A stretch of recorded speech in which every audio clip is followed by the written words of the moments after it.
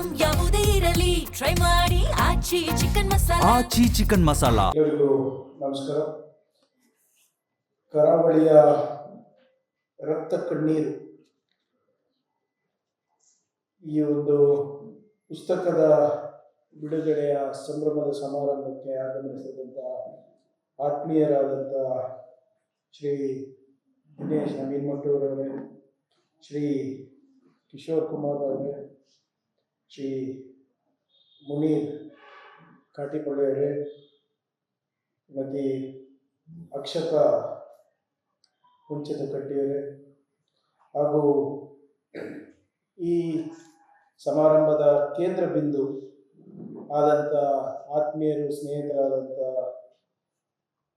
ಇರ್ಷಾದ್ ಉಪ್ಪಿನಂಗಡಿಯವರು, ಹಾಗೂ ಇಲ್ಲಿ ಸೇರಿದಂಥ ಎಲ್ಲ ನಮ್ಮ ಆತ್ಮೀಯರೇ ಹಾಗೂ ಮಾಧ್ಯಮದ ಸ್ನೇಹಿತರೆ, ಬಹುಶಃ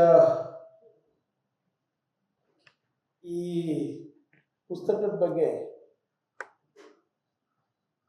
ಆಳವಾಗಿ ಓದಿದ್ರೆ ಇನ್ನು ನಮ್ಗೆ ಹೆಚ್ಚು ಗೊತ್ತಾಗ್ತದೆ. ಯಾಕಂದರೆ ಇರ್ಷಾದ್ ಅವರು ಮೊನ್ನೆ ಸದನ ನಡಿಬೇಕಾದ್ರೆ ಬಂದು ಪ್ರಿಯಾಂಕ ಅವರೇ, ತಾವು ಇಂಥದ್ದು ಒಂದು ಪುಸ್ತಕ ಬರೆದಿದ್ದೀನಿ, ಲೇಖನೆ ಬರೆದಿದ್ದೀನಿ, ತಾವು ಬರಬೇಕು ಇದರ ಉದ್ಘಾಟನೆಗೆ. ನಾನು ಕರಾವಳಿನಲ್ಲಿ ಇದೆ ಅಂದ್ಕೊಂಡೆ, ಮಂಗಳೂರಿನಲ್ಲಿದೆ ಅಂದ್ಕೊಂಡೆ. ಆ್ಯಕ್ಚುಲಿ ಮೊನ್ನೆ ನನಗೆ ಗೊತ್ತಾಯಿತು ಬೆಂಗಳೂರಿನಲ್ಲಿದೆ ಅಂತ. ಮೊನ್ನೆ ತನಕ ಇದು ಮಂಗಳೂರಿಗೆ ಟಿಕೆಟ್ ಮಾಡಿಸಿದ್ದೇನೆ. ಇವರು ಕೇಳಿದಾಗ ಇಲ್ಲ, ಇಲ್ಲಿ ನೀವು ಗಾಂಧಿ ಭವನದಲ್ಲಿದೆ ಅಂತ ನಾನು ಕೇಳಿಸ್ಕೊಂಡಿಲ್ಲ. ಆದರೆ 3-4 ಸರಿ ತಾವು ಬಂದಾಗೆಲ್ಲ ತಾವು ಹೇಳಿದ್ರಿ ಬಿಡುಗಡೆ ಇದೆ, ಬರಬೇಕು. ಅದಕ್ಕೆ ನಾನು ದಿನೇಶ್ ಸಾಹೇಬ್ರಿಗೆ ಕೇಳಿದೆ, ಸರ್ ಅಲ್ಲಿಗೆ ಬಂದು ನಾವು ಮಾತಾಡೋದು ಸೂಕ್ತಲ್ಲ ಅಂತ. ಮೊನ್ನೆ ವಿನಯ್ ತಮ್ಮ ಹತ್ರ ಮಾತಾಡಿದಾಗ ನಾನು ಹೇಳಿದೆ, ಟಿಕೆಟ್ ಬುಕ್ ಮಾಡಪ್ಪ, ಬೆಳಿಗ್ಗೆ ಹೋಗಿ ಮಧ್ಯಾಹ್ನ ಬರ್ಬೋದು, ಸಾಯಂಕಾಲ ನಮ್ಗೆ ಬೇರೆ ಕೆಲಸ ಇದೆ ಅಂತ. ಇಲ್ಲ ಸರ್, ಬೆಂಗಳೂರಿನಲ್ಲಿ ಇದೆ. ಆದರೆ ಇವತ್ತು ನನಗೆ ಸಂತೋಷ ಏನಪ್ಪ ಅಂದರೆ, ಇಂಥ ಪುಸ್ತಕಗಳನ್ನು, ಇಂಥ ಲೇಖನೆಗಳನ್ನು ಬರೆಯುವ ಧೈರ್ಯನೂ ಇದೆ, ಮತ್ತು ಇದನ್ನು ಪ್ರಿಂಟ್ ಮಾಡೋ ಧೈರ್ಯ ಕೂಡ ಇದೆ, ಮತ್ತು ಇಲ್ಲೆಲ್ಲ ನಾವೆಲ್ಲ ಸೇರಿ ಓಪನ್ ಆಗಿ ಬಹಿರಂಗವಾಗಿ ಇದ್ರ ಬಗ್ಗೆ ಚರ್ಚೆ ಮಾಡೋ ಧೈರ್ಯನೂ ಇನ್ನೂ ನಮ್ಮ ಸಮಾಜದಲ್ಲಿದೆ. ಅದು ಸಂತೋಷ ಇದೆ. ಆಮೇಲೆ ಇರ್ಷಾದ್ ಅವರು ನನಗೆ ಕಳೆದ 8 ವರ್ಷದಿಂದ ಪರಿಚಯ. ನನಗೆ ಅವರು ನೀವು ಲೇಖಕರಂತ ನನಗೆ ಗೊತ್ತಾಗಿದ್ದು ಇತ್ತೀಚೆಗೆ. ಅಂದರೆ ನಾನು ಪತ್ರಕರ್ತರಾಗೆ ನಾವು ನೋಡ್ತಾ ಇದ್ದೇವೆ ತಮಗೆ. ಇದು ಯಾಕೆ ನನಗೆ ಇಲ್ಲಿ ಬರಬೇಕು ಅನಿಸ್ತು ಅಂದರೆ, ಒಂದು ಅಫ್ಕೋರ್ಸ್ ದ ಟಾಪಿಕ್, ಇನ್ನೂ ಒಂದು ಏನಂದರೆ,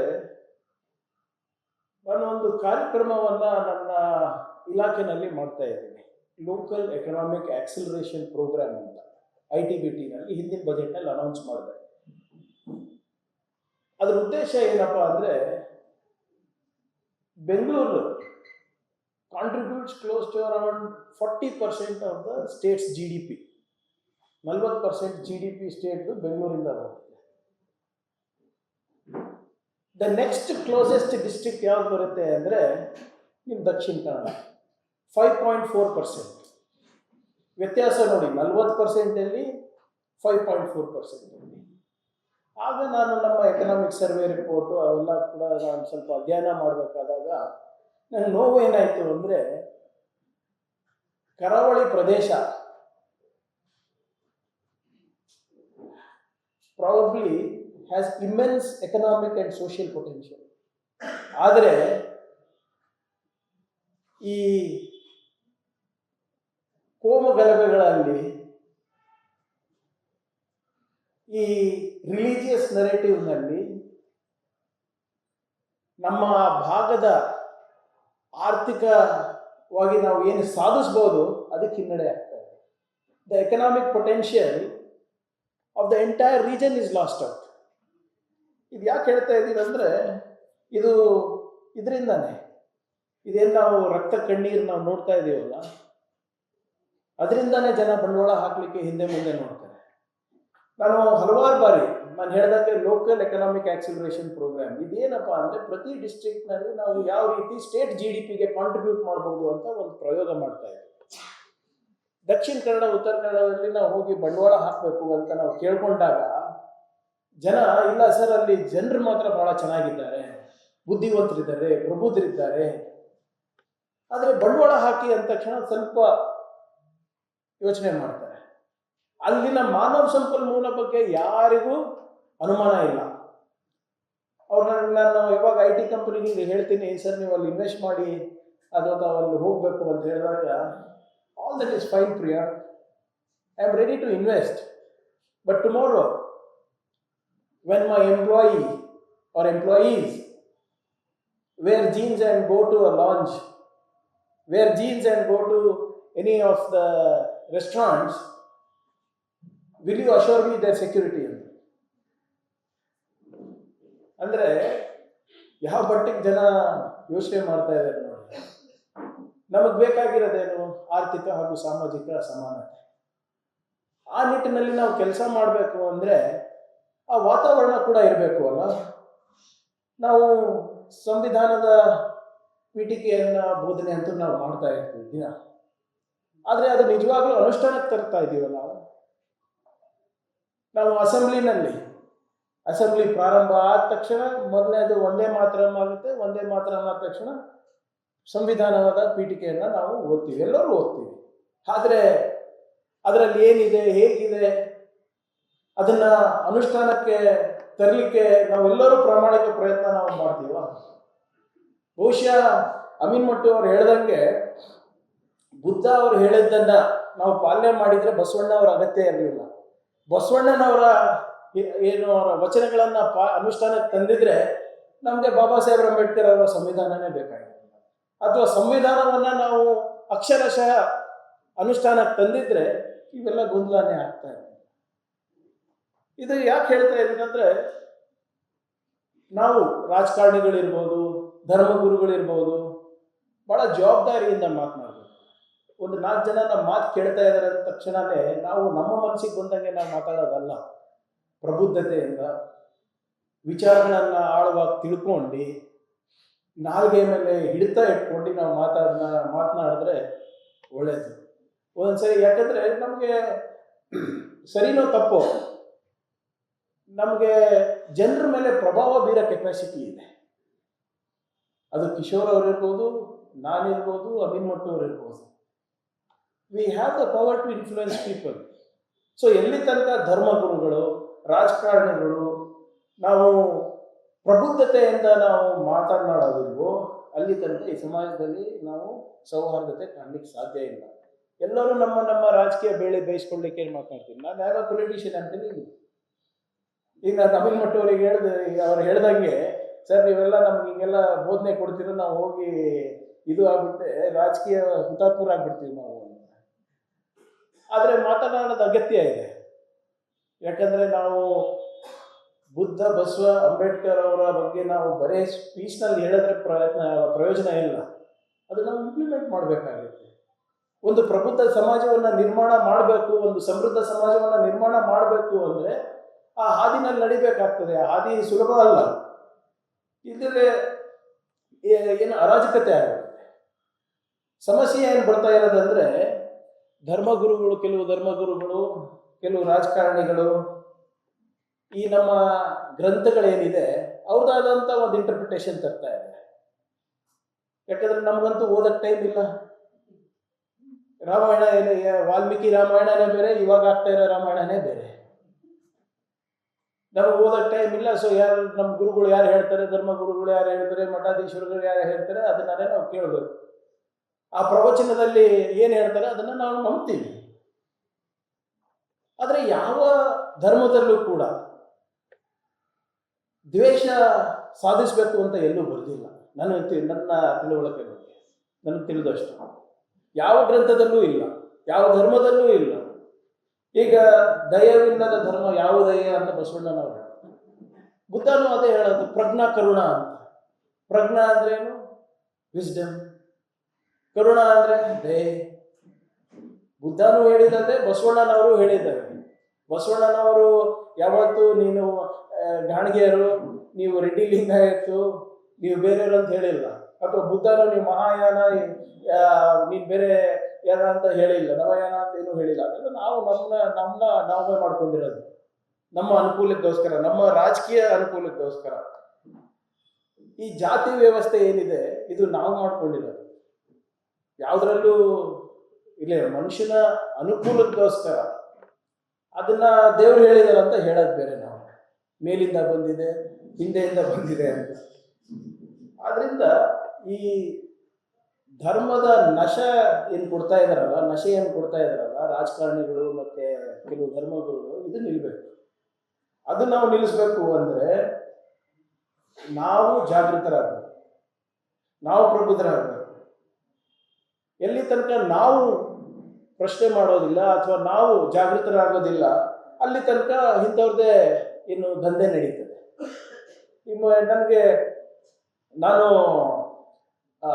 ನಿಮ್ಮ ಅದಮಾರ್ ಮಟ್ಟಿದೆ ಅಲ್ಲ, ನಿಮ್ಮ ಭಾಗದಲ್ಲಿ ಉಡುಪಿ ಅದಮಾರ್ ಮಟ್ಟಿನ ಸ್ಕೂಲಲ್ಲಿ ಓದೋನು. ಸುಮ್ಮನೆ ನಾವು ಸ್ವಲ್ಪ ಮಾತಾಡ್ತಾ ಹೇಳ್ಬಿಟ್ಟು BJP ಅವರು ನನಗೆ ಕಾನ್ವೆಂಟ್ ದಲಿತ ಅಂತಾರೆ ಸರ್, ಅವ್ರಿಗೆ ಗೊತ್ತಿಲ್ಲ. Tejasvi Surya is actually a convent fellow.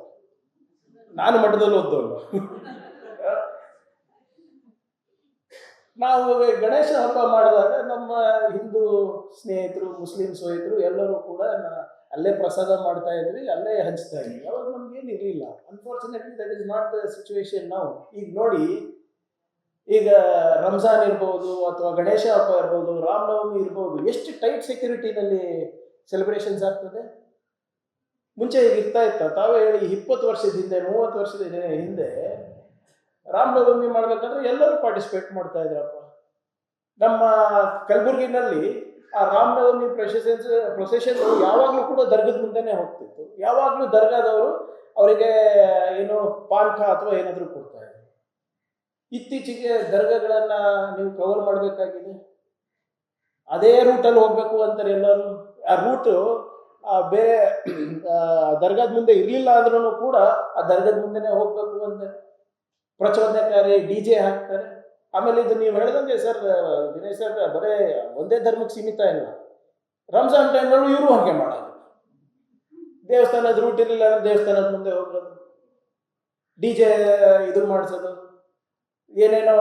ಏನೋ ಲಾಠಿಗಳು ತೋರಿಸೋದು, ತಲವಾರ್ಗಳು ತೋರಿಸೋದು, ಇದೆಲ್ಲ ಮುಂಚೆ ಇರ್ತಾ ಇರಲಿಲ್ಲ, ಇತ್ತೀಚೆಗೆ ಪ್ರಾರಂಭ ಆಗಿದೆ. ಹೇಗೆ ಆಯಿತು, ಯಾಕೆ ಆಯಿತು ಅಂತ ನಾವು ಆತ್ಮವಿಮರ್ಶನೆ ಮಾಡ್ಕೋಬೇಕಾಗಿದೆ ಇವತ್ತು. ಯಾಕಂದ್ರೆ ಡಾಕ್ಟರ್ ಬಾಬಾ ಸಾಹೇಬ್ ಅಂಬೇಡ್ಕರ್ ಅವರು ಬಹಳ ಸ್ಪಷ್ಟವಾಗಿ ಹೇಳ್ತಾರೆ, religion is for man and not man for religion.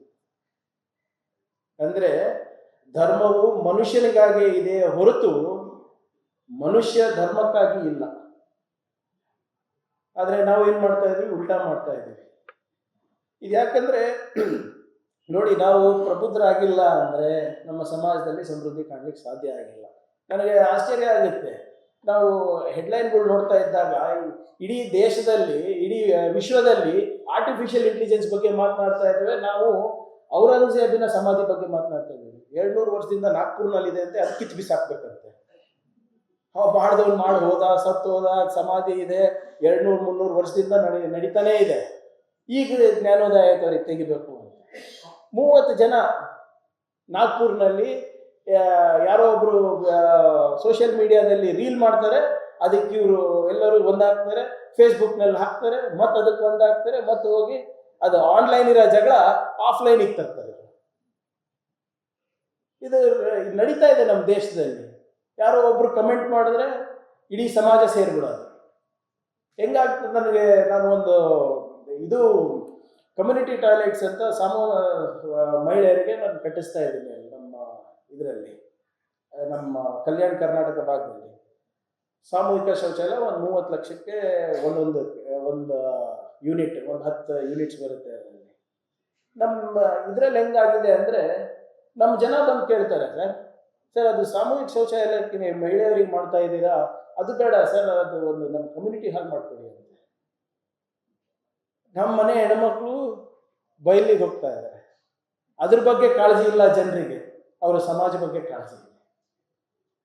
ಈಗ ಯಾರೋ ರಾತ್ರಿ ಫೋನ್ ಮಾಡಿಬಿಟ್ಟು ಕುಡಿದ್ಬಿಟ್ಟು ಒಬ್ಬನಿಗೆ ಬೈತಾರೆ, ಬೈದ ತಕ್ಷಣ ಇಡೀ ಸಮಾಜ ಒಂದಾಗ್ತದೆ. ಸಮಾಜದ ಗೌರವದ ಪ್ರಶ್ನೆ ಇದೆ ಅಪ್ಪ, ಎಲ್ಲರೂ ಅವನು ಯಾರೋ ಬೇರೆ ಸಮಾಜದವ್ರು ನಮ್ಮ ಸಮಾಜದವ್ರಿಗೆ ಬೈದ ಅಂದ್ಬಿಟ್ಟು ರಾತ್ರಿ ಎಲ್ಲ ಸೇರ್ಕೊಂಡು ಒಂದು ಅರ್ಧ ಗಂಟೆನಲ್ಲಿ ಪೊಲೀಸ್ ಸ್ಟೇಷನ್ ಮುಂದೆ ಸೇರ್ಬಿಡ್ತಾರೆ, ಒಂದು 200-300 ಜನ. ಯಾಕೆ? ಸಮಾಜಕ್ಕೆ ಅವಮಾನ ಆಗಿದೆ, ಧರ್ಮಕ್ಕೆ ಅವಮಾನ ಆಗಿದೆ ಅಂತ. ನಮ್ಮ ಮಹಿಳೆಯರು ಬಯಲಿಗೆ ಹೋದಾಗ ಅವಮಾನ ಆಗಲ್ವಾ ಸಮಾಜಕ್ಕೆ? ಅವಾಗ ನಮ್ಮ ಮನೆ ಗೌರವ ಇಲ್ವಾ? ನಮ್ಮ ಧರ್ಮಕ್ಕೆ ಗೌರವ ಇಲ್ವಾ? ಎಲ್ಲಿಂದ ಎಲ್ಲಿಗೆ ಹೋಗ್ತಾ ಇದ್ದೀವಿ ನಾವು? It is so unfortunate that ನಾವು ಇದನ್ನು ಆಕ್ಸೆಪ್ಟ್ ಮಾಡ್ಕೊಂಡಿದ್ದೀವಿ. ಅದು ಪೊಲಿಟಿಕಲ್ ಇರ್ಬೋದು, ಸೋಷಿಯಲ್ ಇರ್ಬೋದು, ವಾಟ್ ಎವರ್ ರೀಸನ್ಸ್. ಮೊನ್ನೆ ಸದನದಲ್ಲಿ ಯಾರು ನಮ್ಮ BJP ಅವರು ಕೇಳ್ತಾ ಇದ್ರು, ಯಾವುದೋ ಒಂದು ಮಹದೇವಪ್ಪ ಸಾಹೇಬ್ರದ್ದು ಪ್ರಶ್ನೆ ಇತ್ತು. ಮಹದೇವಪ್ಪ ಸಾಹೇಬ್ರು ಇರಲಿಲ್ಲ, ಅದಕ್ಕೆ ಅವ್ರ ಪರವಾಗಿ ನಾನು ಉತ್ತರ ಕೊಡ್ತಾ ಇದ್ದೆ, ಸಮಾಜ ಕಲ್ಯಾಣ ಸಚಿವರು. ಅವರು ಕಮ್ಯುನಿಟಿ ಹಾಲ್ಗಳು ಯಾಕೆ ಆಗಿಲ್ಲ ಅಂತ ಕೇಳಿದರು. ಸೊ ಅನುದಾನದ ಕೊರತೆ ಇದೆ, ಅದಕ್ಕೆ ನಾವು ಮಾಡ್ತಾ ಇಲ್ಲ ಅಂತ ಎಲ್ಲರೂ ಬೈಯಕ್ಕೆ ಸ್ಟಾರ್ಟ್ ಮಾಡಿದ್ರು ನಮ್ಮ ಸರ್ಕಾರಕ್ಕೆ, ನೀವು ಕಮ್ಯುನಿಟಿ ಹಾಲ್ಸ್ ಮಾಡ್ತಾ ಇಲ್ಲ ಅಂತ. ನಾನು ಎದ್ದು ನಿಂತು ಹೇಳಿದೆ, ಸರ್ ಒಂದು ಕೆಲಸ ಮಾಡೋಣ, ನಾನು ಸರ್ಕಾರದ ಪರವಾಗಿ I will give you an assurance that we will build no more community halls. ಆ ಎಲ್ಲ ದುಡ್ಡು ನಾವು ನಮ್ಮ ಯಾವುದು ಕ್ರೈಸಿಗೆ ಹಾಕೋಣ, ನಾವು ಹಾಸ್ಟೆಲ್ಗಳಿಗೆ ಹಾಕೋಣ, ಎಜುಕೇಷನಿಗೆ ಹಾಕೋಣ ಸರ್. ಹಿಂದುಳಿದ ವರ್ಗದವರಿಗೆ, ಪರಿಷ್ಠ ಜಾತಿ ಪರಿಷ್ಠ ಪಂಗಡದವರಿಗೆ, ಅವರಿಗೆ ಒಂದು ಶಿಕ್ಷಣಕ್ಕೆ ಎಲ್ಲ ಕಮ್ಯುನಿಟಿ ಹಾಲ್ ದುಡ್ಡನ್ನ ನಾವು ಶಿಕ್ಷಣಕ್ಕೆ ಖರ್ಚು ಮಾಡ್ತೀವಿ, ನೀವು ಒಪ್ತೀರಾ ಅಂತ ಕೇಳಿದ್ರು. As a government I told I am ready to give assurance. ಒಬ್ರು ಎದ್ದಿಲ್ಲ ಸರ್, ಒಬ್ರು ಹೌದು ನೀವು ಹೇಳ್ತಾ ಇರೋದು ಕರೆಕ್ಟು, ಇದೆಲ್ಲ ಬಿಡಿ. ಯಾಕಂದ್ರೆ ನಾಳೆ ಎಲೆಕ್ಷನ್ ಗೆಲ್ಬೇಕಲ್ಲ ಎಲ್ಲರೂ, ನಾನು ಕೂಡ ಗೆಲ್ಬೇಕು, ಅವರು ಕೂಡ ಗೆಲ್ಬೇಕು. ಇದನ್ನ ಒಂದು we have become addicted to religion, we have become addicted to caste. ಈ ಫಾಲ್ಸ್ ಏನು ಪ್ರೆಸ್ಟೀಜ್ ಅನ್ನ ನಾವು ಕ್ರಿಯೇಟ್ ಮಾಡ್ಕೊಂಡಿದ್ದೀವಿ ನಮ್ಮಲ್ಲೇ. ದುರ್ದೈವ, ಇದು ಸಾವಿರಾರು ವರ್ಷದಿಂದ ನಡ್ಕೊಂಡು ಬಂದಿದೆ. ಇದನ್ನ ಬದಲಾವಣೆ ಮಾಡಬೇಕು ಅಂದ್ರೂ ಕಷ್ಟ ಆಗ್ತದೆ. ಆಮೇಲೆ ಇದು ಯಾರಿಂದ ಪ್ರತಿಪಾದನೆ ಆಗ್ತಾ ಇದೆ ಅಂತ ನಾವೆಲ್ಲರೂ ಯೋಚನೆ ಮಾಡಬೇಕು. ಯಾರು ಮಾತನಾಡ್ತಾ ಇದ್ದಾರೆ, ಯಾರಿಂದ ಈ ಪ್ರವಚನಗಳು ಬರ್ತಾ ಇದೆ, ಅವರು ಅದನ್ನ ಫಾಲೋ ಮಾಡ್ತಾ ಇದ್ದಾರಾ ಇಲ್ಲ ಮನೆಯಲ್ಲಿ, ಅದೆಲ್ಲಾನು ತಿಳ್ಕೊಬೇಕಲ್ಲ ನಾವು. ನನಗೆ ಅರ್ಥನೇ ಆಗಲ್ಲ. ಮೊನ್ನೆ ನಿಮ್ಮ RSS ಮುಖ್ಯಸ್ಥರು ಹೇಳ್ತಾರೆ, ನೀವು ದೇಶ ಉಳಿಸ್ಲಿಕ್ಕೆ, ಧರ್ಮ ಉಳಿಸ್ಲಿಕ್ಕೆ ನೀವು 3 ಗಂಡು ಮಕ್ಕಳು ಹುಟ್ಟಿಸ್ಬೇಕು ಅಂತ. ಅವ್ರು ಮಾತ್ರ ಬ್ರಹ್ಮಚಾರಿ ಇರ್ತಾರೆ RSSನವರು. ಬರೀ ಬಡವರಿಗ ಇದೆಲ್ಲ ಪಾಠ? ನೀವೆಲ್ಲರೂ 3 ಮಕ್ಕಳು ಹಡಿಬೇಕಂತೆ, ಅವರು ಬ್ರಹ್ಮಚಾರಿಯಾಗೇ ಇರ್ತಾರಂತೆ. ಅದೆಂಥದ್ದು?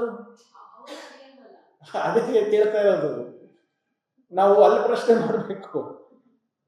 ಈಗ ಇನ್ನೊಂದು ಕಳೆದ 10-12 ವರ್ಷದಿಂದ ಇನ್ನೊಂದು ಹೊಸದು ಪ್ರಾರಂಭ ಆಗ್ಬಿಟ್ಟಿದೆ. ಬಹಳ ಸಲೀಸಾಗಿ ನಾವೆಲ್ಲರಿಗೂ ಬ್ರ್ಯಾಂಡ್ ಮಾಡ್ತಾ ಇದ್ದೀವಿ. ನಿಮಗೆ ನಮ್ಮ ತತ್ವ ಸಿದ್ಧಾಂತದಲ್ಲಿ ವ್ಯತ್ಯಾಸ ಬಂದ್ಬಿಟ್ರೆ ನೀವು ದೇಶದ್ರೋಹಿ, ನೀವು ಬರೀ ಧರ್ಮದ್ರೋಹಿ ಅಲ್ಲ, ದೇಶದ್ರೋಹಿನೂ ಕೂಡ ಆಗ್ಬಿಟ್ಟಿದ್ದೀರಾ. ಈಗ ನಾನೇನೋ ನಿಮ್ಮ ವಿಚಾರಗಳಿಗೆ ತದ್ವಿರುದ್ಧವಾಗಿದ್ದರೆ I am not only anti caste, anti religion, but also I am anti national. ಇದು ವಾತಾವರಣ ಮುಂಚೆ ಇರಲಿಲ್ಲ.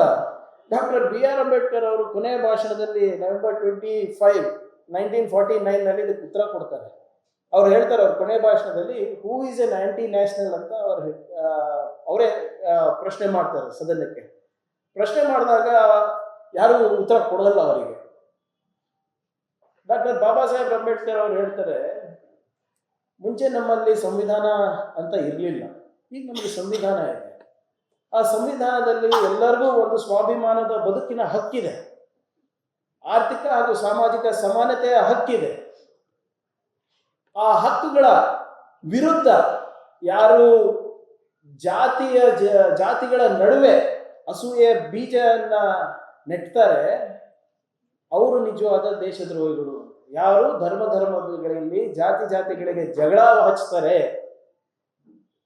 ಯಾರು ಸಮಾಜದ ಕಡೆಯ ಮನುಷ್ಯನಿಗೆ ಒಂದು ಸ್ವಾಭಿಮಾನದ ಬದುಕನ್ನ ನಿರಾಕರಣೆ ಮಾಡ್ತಾರೆ, ಯಾರು ಅವರಿಗೆ ಮುಖ್ಯವಾಹಿನಿಗೆ ಬರಲಿಕ್ಕೆ ತಡೆ ಮಾಡ್ತಾರೆ ಜಾತಿ ಹೆಸರಲ್ಲಿ, ಧರ್ಮದ ಹೆಸರಲ್ಲಿ, ಅವನು ನಿಜವಾದ ದೇಶದ್ರೋಹಿ ಅಂತ ಡಾಕ್ಟರ್ ಬಾಬಾ ಸಾಹೇಬ್ ಅಂಬೇಡ್ಕರ್ ಅವರು ಹೇಳ್ತಾರೆ. ಈ ಪ್ರಸ್ತುತ ವಾತಾವರಣದಲ್ಲಿ ಯಾರು ಸರ್ ಮಾಡ್ತಾ ಇರೋದು? ಯಾರು ಜಾತಿ ಜಗಳ ಹಚ್ತಾ ಇರೋದು? ಯಾರು ಧರ್ಮದ ನಡುವೆ ಜಗಳ ಹಚ್ತಾ ಇರೋದು? ಯಾರು ಸಂವಿಧಾನದ ತದ್ವಿರುದ್ಧವಾಗಿ ಇವತ್ತು ಸಮಾಜದಲ್ಲಿ ಒಂದು ಭಯಭೀತವಾದಂಥ ವಾತಾವರಣ ತರ್ತಾ ಇರೋದು. And who are these people to give me a certificate, to give you a certificate? ಇವರು ದೇಶಭಕ್ತಿ ಸರ್ಟಿಫಿಕೇಟ್ ಕೊಡ್ತಾರ? ಇವರು ನಮ್ಗೆ ಯಾರು ಅಂತ ಹೇಳ್ಕೊಡ್ತಾರ? ಯಾರು ಮನುವಾದದ ಪ್ರತಿಪಾದನೆ ಮಾಡ್ತಾರೆ ಅವರು ಸಂವಿಧಾನವನ್ನ ಎತ್ತಿ ಹಿಡಿಯೋ ಕೆಲಸ ಮಾಡ್ಲಿಕ್ಕಾಗುತ್ತಾ? ಇದು ಎಷ್ಟು ಅವರಿಗೆ ಎಷ್ಟು ಅಧಿಕಾರದ ಅಹಂಕಾರ ಬಂದ್ಬಿಟ್ಟಿದೆ ಅಂದ್ರೆ ನೀವೇ ಯೋಚನೆ ಮಾಡಿ. ಪಾರ್ಲಿಮೆಂಟ್ನಲ್ಲಿ the home minister of the country Amit Shah ಅವರು ಎದ್ದು ನಿಂತು ಹೇಳ್ತಾರೆ, ಏನ್ ಇತ್ತೀಚೆಗೆ ಅಂಬೇಡ್ಕರ್ ಅವರ ಹೆಸರು ತಗೊಳೋದು ಫ್ಯಾಷನ್ ಆಗ್ಬಿಟ್ಟಿದೆ. ಇಷ್ಟು ಬಹುಶಃ ನೀವು ಅಂಬೇಡ್ಕರ್ ಅವರ ಹೆಸರು ಬದಲು ನೀವು ದೇವರ ಹೆಸರನ್ನ ನೀವು ಸ್ಮರಿಸಿದ್ರೆ ಎಷ್ಟೊಂದು ಬಹುಶಃ ನಿಮಗೆ ಸ್ವರ್ಗ ಸಿಗ್ತಾ ಇತ್ತು. The home minister of the country who suppose to keep the law and order of the country intact, ಅವ್ರು ಹಿಂಗೆ ಪಾರ್ಲಿಮೆಂಟ್ನಲ್ಲಿ ಹೇಳ್ತಾರೆ ಅಂದ್ರೆ ಅದು ಅಹಂಕಾರ ಅಲ್ವಾ?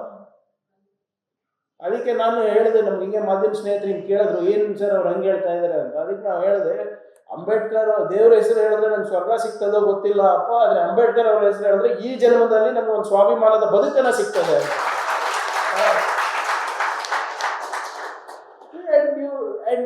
ನಮ್ಗೆ ಅಷ್ಟೇ ನಾವು ಪ್ರಶ್ನೆ ಮಾಡೋದು ನಿಲ್ಲಿಸ್ಬಿಟ್ಟಿದ್ವಿ. ಡಾಕ್ಟರ್ ಬಾಬಾ ಸಾಹೇಬ್ ಅಂಬೇಡ್ಕರ್ ಅದನ್ನು ಹೇಳ್ತಾರೆ, man who does not know history cannot create history ಅಂತ. ಓದ್ಲಿ, ಇವ್ರದೆಲ್ಲ ಇತಿಹಾಸ ಓದ್ಕೊಳ್ಳಿ, ನಮ್ಮ ಇತಿಹಾಸನೂ ಓದಿ, ಅವ್ರ ಇತಿಹಾಸನೂ ಓದಿ. ಯಾವ ಸಂಘಟನೆ, RSS ಅಂತ ಸಂಘಟನೆ 52 ವರ್ಷ ನಮ್ಮ ದೇಶದ ಬಾವುಟ ಅವರು ಕಚೇರಿನಲ್ಲಿ ಹಾರಿಸಿಲ್ಲ, ಅವ್ರು ನಮಗೆ ದೇಶಭಕ್ತಿ ಇದು ಹೇಳ್ತಾರ, ಪಾಠ ಹೇಳ್ತಾರ? 52 years they did not hoist the Indian national flag. ಆಮೇಲೆ ಅದೇನೋ ಹೊಸದಾಗಿ ವಿನೂತನವಾಗಿ ಏನೇನೋ ಮಾಡ್ತಾನೆ ಇರ್ತಾರೆ. ಈ ನನಗೆ ಆಶ್ಚರ್ಯ ಏನಾಯ್ತು, ಅಫ್ಕೋರ್ಸ್ ನನಗೂ ಸ್ವಲ್ಪ ಇತ್ತೀಚೆಗೆ ಜ್ಞಾನೋದಯ ಆಯಿತು.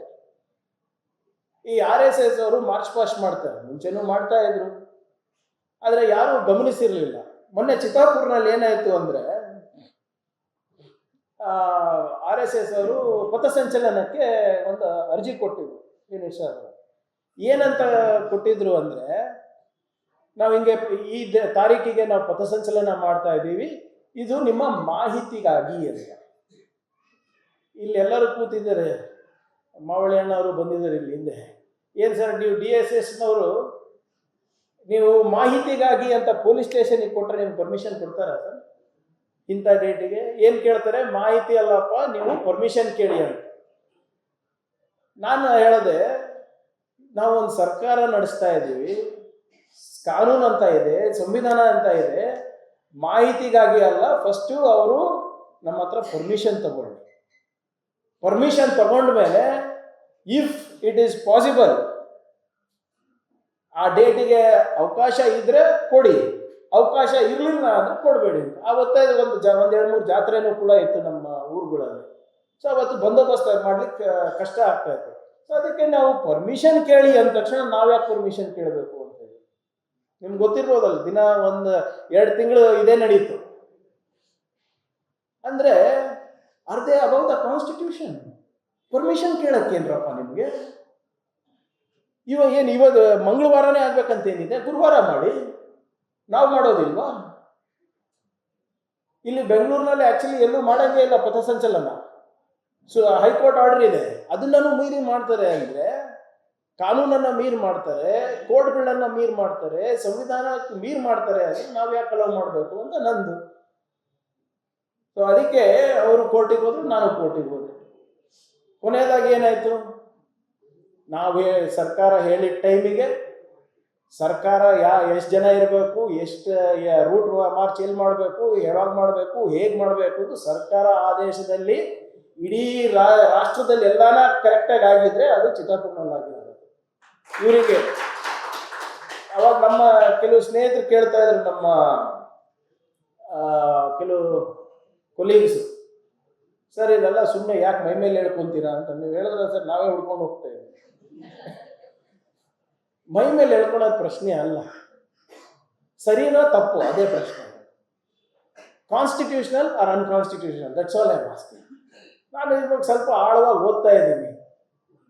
ಅವರಿಗೆ ಫಂಡಿಂಗ್ ಹೆಂಗೆ ಬರುತ್ತೆ ಅಂತ ನಾನು ಕೇಳಿದ್ರೆ ಅವ್ರ ಹತ್ರ ಉತ್ತರನೇ ಇಲ್ಲ. ಒಂದು ಒಳ್ಳೇದೇನಾಯ್ತು ಅಂದರೆ ಅಮೀನ್ ಮಟ್ಟು ಸಾಬ್, ನಾವು ಇಷ್ಟೆಲ್ಲ ಪ್ರಶ್ನೆ ಕೇಳೋದಕ್ಕೆ ಮೋಹನ್ ಭಾಗವತ್ ಅವರೇ ಬಂದು ಬೆಂಗಳೂರಿಗೆ ಉತ್ತರ ಕೊಡಂಗಾಯ್ತು. ಅವ್ರೇನು ಹೇಳ್ತಾರೆ, ನಾವು ರಿಜಿಸ್ಟ್ರೇಷನ್ ಮಾಡ್ಕೊಳ್ಳೋ ಅವಶ್ಯಕತೆ ಇಲ್ಲ ಅಂತ, because there are body of individuals ಅಂತ ಹೇಳ್ತಾರೆ. ಬ್ಯಾಂಗ್ಳೂರ್ ಕ್ಲಬ್ ಗೊತ್ತಲ್ಲ ನಿಮಗೆ? Bangalore Club also is a body of individuals. Bangalore Club also is a body of individuals. They come under the tax regime. They come under the Constitution of India. ಇವರು ಇಲ್ಲ ನಾವು ಏನು ಕಟ್ಟೋದು ಬೇಡ ಅಂತ ನಾನು ತಿಳ್ಕೊ. ಅವರು ಮೋಹನ್ ಭಾಗವತ್ ಅವ್ರು ಹೇಳಿದ್ರು, ಪ್ರಿಯಾಗೆ ಅಂದರೆ ನನ್ನ ಹೆಸರು ಹೇಳಿಲ್ಲ, ಅವ್ರಿಗೆ ಗೊತ್ತಾಗಲ್ಲ, ಏನು ನಮಗೇನು ರಿಜಿಸ್ಟ್ರೇಷನ್ ಅವಕಾಶ ಇಲ್ಲ ಅಂತ ಹೇಳಿದ್ರು. ನಾನು ಮಾತು ಕೊಡ್ತಾ ಇದ್ದೀನಿ ನೋಡಿ, ಇವತ್ತಿಲ್ಲ ನಾಳೆ ರಿಜಿಸ್ಟರ್ ಆಗೇ ಬೇಕು, ಆಗ್ತಾರೆ, ನಾನು ಮಾಡಿಸ್ತೀನಿ.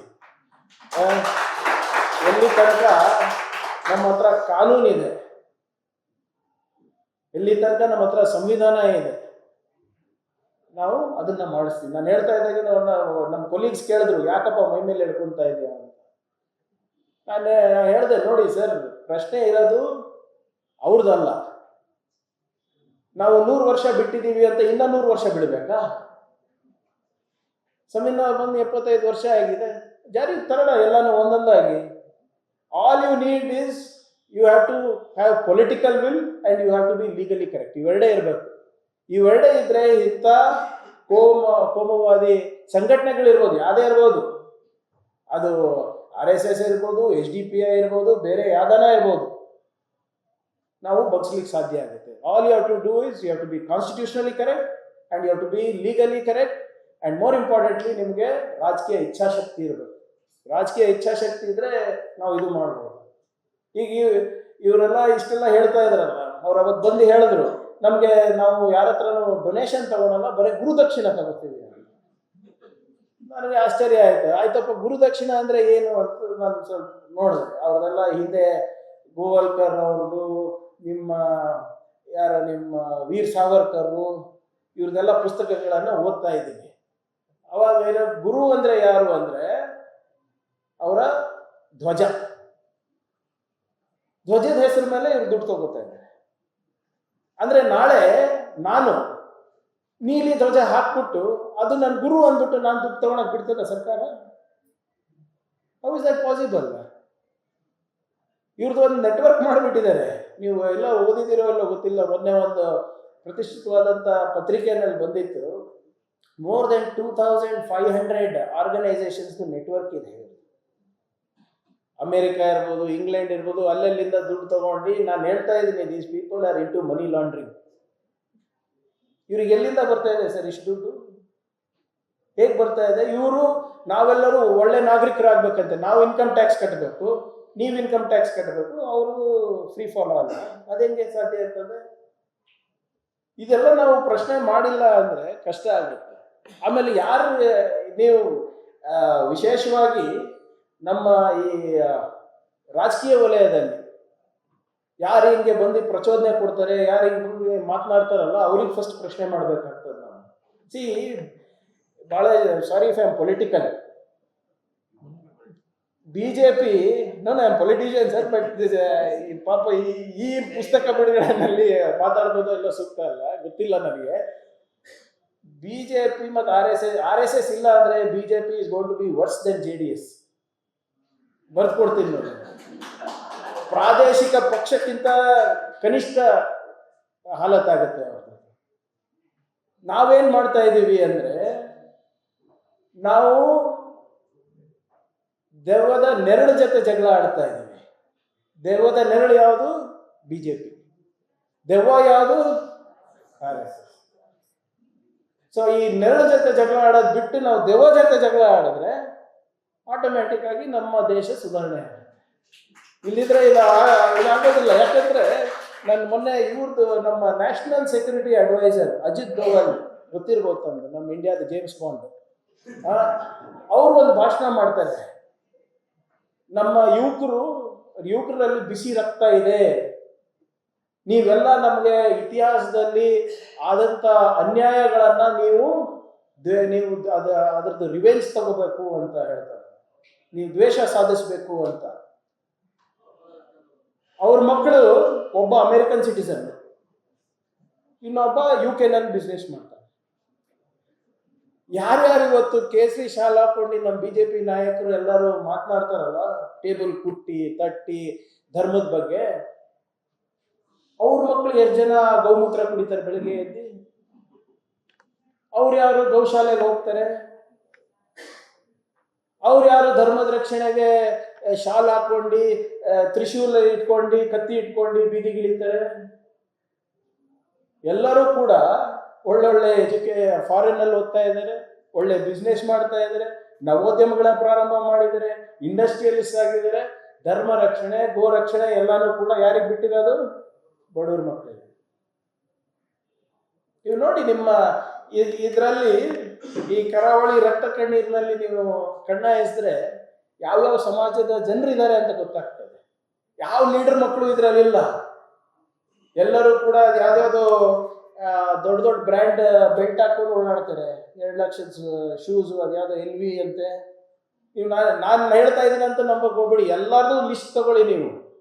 ಖರ್ಗೆ ಅವ್ರ ಮಕ್ಕಳು ಏನು ಮಾಡ್ತಾ ಇದ್ದಾರೆ, ಯಡಿಯೂರಪ್ಪ ಅವ್ರ ಮಕ್ಕಳು ಏನು ಮಾಡ್ತಾ ಇದ್ದಾರೆ, ಅಶೋಕ್ ಅವ್ರ ಮಗ ಏನು ಮಾಡ್ತಾ ಇದ್ದಾರೆ, ಪ್ರಿಯಾಂಕ್ ಖರ್ಗೆ ಮಗ ಏನು ಮಾಡ್ತಾ ಇದ್ದಾರೆ, ಎಲ್ಲರದು ತಗೊಳ್ಳಿ ಲಿಸ್ಟ್.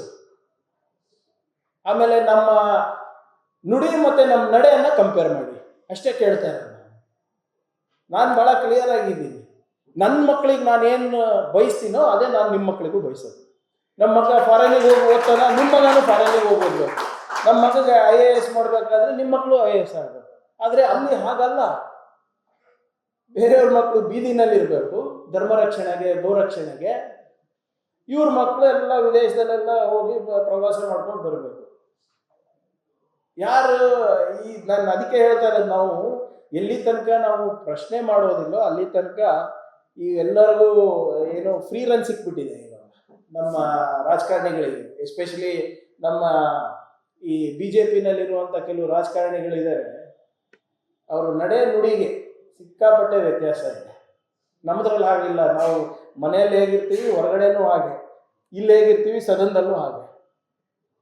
ಅದಕ್ಕೆ ಸ್ವಲ್ಪ ಜನ ನಮ್ಗೆ ಅಷ್ಟು ಪ್ರೀತಿ ಮಾಡೋದಿಲ್ಲ ನಾವು, ಯಾಕಂದರೆ ಇದ್ದಂಗೆ ಹೇಳ್ಬಿಡ್ತೀವಿ.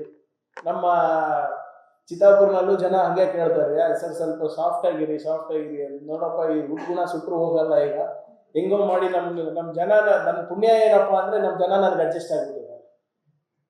ಚಿತ್ತಾಪುರ ಜನ ಇರ್ಬೋದು, ಕಲಬುರಗಿ ಜನ ಇರ್ಬೋದು. ಯಾಕಂದರೆ ನಾವು ಹಿಂದೊಂದು ಮುಂದೊಂದು ಮಾಡೋದಿಲ್ಲ. ನಾವು ಏನಿದ್ರೂ ಕೂಡ ಸಮಾಜದ ಏಳಿಗೆಗಾಗಿ ದುಡಿಯೋದು. ಸಮಾಜದ ಕಟ್ಟ ಕಡೆಯ ಮನುಷ್ಯನಿಗೂ ಕೂಡ ಸಮಾನವಾದಂಥ ಅವಕಾಶ ಸಿಗ್ಬೇಕಂತ ಅಷ್ಟೇ ನಮ್ಮ ಇಂಟೆನ್ಷನ್. ಹೌದು, ಸ್ವಲ್ಪ some people think that I am extreme, some people think I am radical. Unfortunately ಅದು ಇವಾಗ ಚೇಂಜ್ ಆಗೋದು ಸ್ವಲ್ಪ ಕಷ್ಟ ಅನಿಸುತ್ತೆ ಸರ್. ಈಗ ಚೇಂಜ್ ಆಗೋದು ಬೇಡ. ನೀವು ನಾನು ಹೇಳ್ತಾ ಇಲ್ವಾ, ಹಿಂಗೆ ನೀವು ಸ್ಫೂರ್ತಿ ತುಂಬ್ತಾ ಇರಿ, ನಾವು ಹೋಗ್ಬಿಟ್ಟು ನಾವು ತಾಗ್ತೀವಿ. ಅದರಿಂದ ನಾನು ಹೆಚ್ಚೇನು ಮಾತಾಡ್ಲಿಕ್ಕೆ ಹೋಗೋದಿಲ್ಲ ಬಂಧುಗಳೇ. ಆದರೆ ಒಂದು ಮಾತ್ರ ನಾನು ಹೇಳಲಿಕ್ಕೆ ನಾನು ಬಯಸ್ತಾ ಇದ್ದೀನಿ.